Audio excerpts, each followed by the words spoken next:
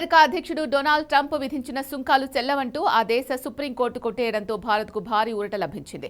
Supreme court నిర్ణయంతో దాదాపు 55% భారత ఎగుమతులపై ప్రస్తుతం ఉన్న 18% సుంకాల భారం 3%కి తగ్గే అవకాశం ఉంది. దీంతో వ్యాపార వాణిజ్య వర్గాల్లో కొత్త జోష్ కనిపిస్తోంది.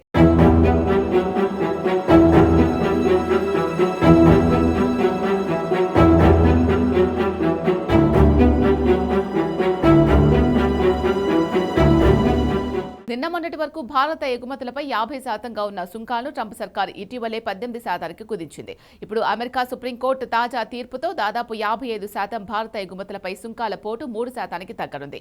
మన దేశం నుంచి అమెరికాకు జరిగే ఎగుమతుల్లో విలువ పరంగా దాదాపు 40% వాటా ఉన్న స్మార్ట్ ఫోన్లు, ఔషధాలు, పెట్రోలియం ఉత్పత్తులపైన సుంకాల భారం పూర్తిగా తగ్గనుంది. ఈ తీర్పుతో మన దేశం నుంచి అమెరికాకు ఎగుమతి చేసే టెక్స్టైల్, పెరల్స్, లెదర్ ఉత్పత్తులు, మత్స్య ఎగుమతులకు కూడా ప్రయోజనం చేకూరనుంది.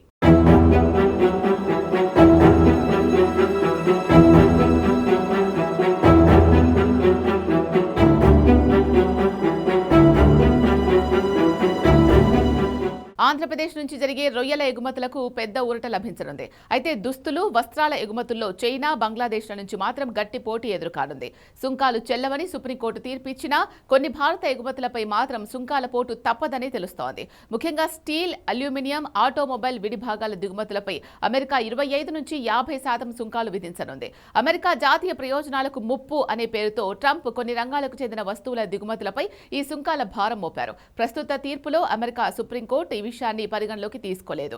ఈ పరిధిలోకి వచ్చే భారత ఎగుమతులు దాదాపు $800 కోట్ల వరకు ఉంటాయని పరిశ్రమల వర్గాల అంచనా. ఇటీవల కుదిరిన తాత్కాలిక ద్వైపాక్షిక వాణిజ్య ఒప్పందంతో అమెరికా మన ఎగుమతులపై విధించిన సుంకాలను 18%కి తగ్గించింది.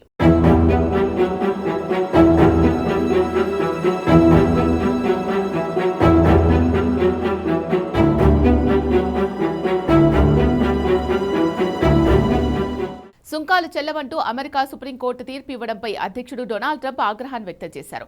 ఈ క్రమంలోనే ప్రపంచ దేశాలపై 10% సుంకాలు విధిస్తున్నట్లు మళ్లీ ఒక ప్రకటన విడుదల చేశారు.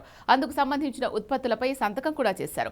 ఈ కొత్త సుంకాలు ఫిబ్రవరి 24వ తేదీ నుంచి 150 రోజుల వరకు అమల్లో ఉంటాయని వెల్లడించింది. ఇది తాత్కాలిక ఊరట మాత్రమే. మరింత సముచితమైన లేదా ముందు చేసుకున్న ట్రేడ్ డీల్లోని సుంకాల రేట్లను అమలు చేసేందుకున్న చట్టపరమైన మార్గాలను మా యంత్రాంగం అన్వేషిస్తోందని వైట్ హౌస్ ప్రకటించింది.